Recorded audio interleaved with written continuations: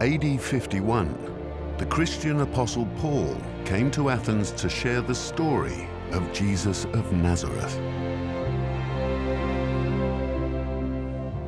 Almost 2,000 years later, Paul's writings give us the story of Jesus alongside the biographies known as the Gospels. But are these reliable historical sources, or have they been changed?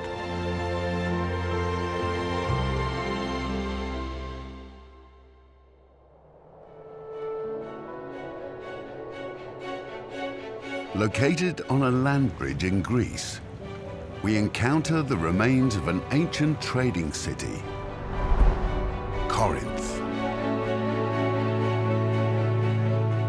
In a letter to the people of Corinth, Paul provides the earliest written account of Jesus' resurrection.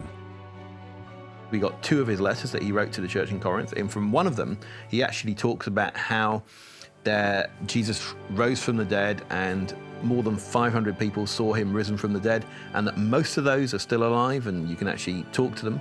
He's probably writing around the middle of the 50s, so let's say the year 55, make it simple. Let's say that the crucifixion happens around the year 30, maybe 33. It's not a really long time afterwards, and yet he has also said, I've been preaching this message to you right from the beginning. The basic Christian message about Jesus having died for our sins and then being raised again, Paul says it was established right from a very early stage. But where did Paul and the gospel writers get their information from?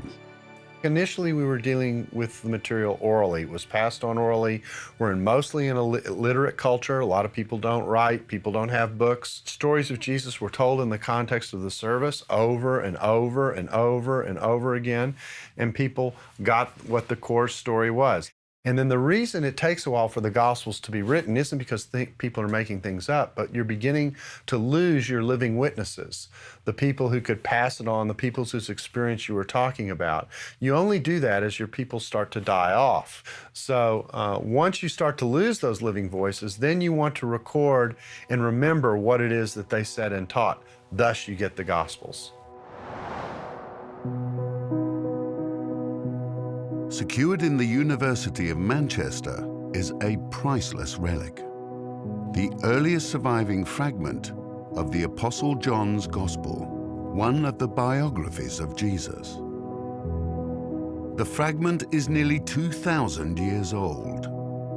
It records parts of Jesus' trial before Pilate, the Roman governor. Jesus says he has come to reveal the truth, and Pilate asks, what is truth? The Apostle John wrote that gospel here in Ephesus. When other churches around the Roman Empire wanted their own copy, they would pay a scribe to make copies by hand. As copies were recopied, tiny mistakes or variants would appear. When I was an evangelical Christian, I knew that we didn't have the original words of the New Testament, that we had copies that had mistakes in them, but I believed at the time that God had inspired the autographs, the original versions, and that the humans had messed it up later when they copied these texts. But after a while, I came to think that this understanding didn't make any sense, because it's no more of a miracle for God to preserve the text than it is for him to have inspired the text. I knew he hadn't preserved the text because we don't have the original text. And that made me conclude, well, then there's really no reason to think that he had inspired the text. Sometimes people will say, how can you believe anything that was written 2,000 years ago? And I think what they don't understand is that what matters is not the time gap between the writings and today. What matters is the time gap between the writings and the events that the writings are about. If that time gap is narrow, then it doesn't matter how long the evidence and the events have receded into the past. Good evidence doesn't become bad evidence just because of the passage of time.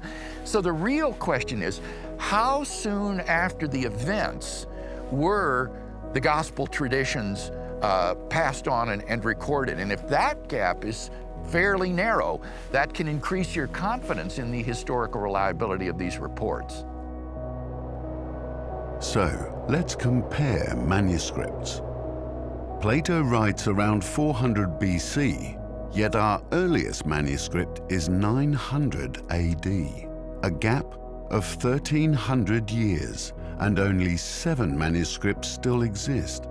Julius Caesar writes 50 BC, earliest manuscript 900 AD, a gap of 950 years, and we only have 10 manuscripts.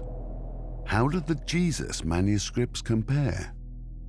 We have more manuscripts of the New Testament than we do of any ancient document by miles. We have 5,800 plus Greek manuscripts, over 8,000 Latin manuscripts. Those manuscripts go back and date to within 50 years of the time of the writing in some cases.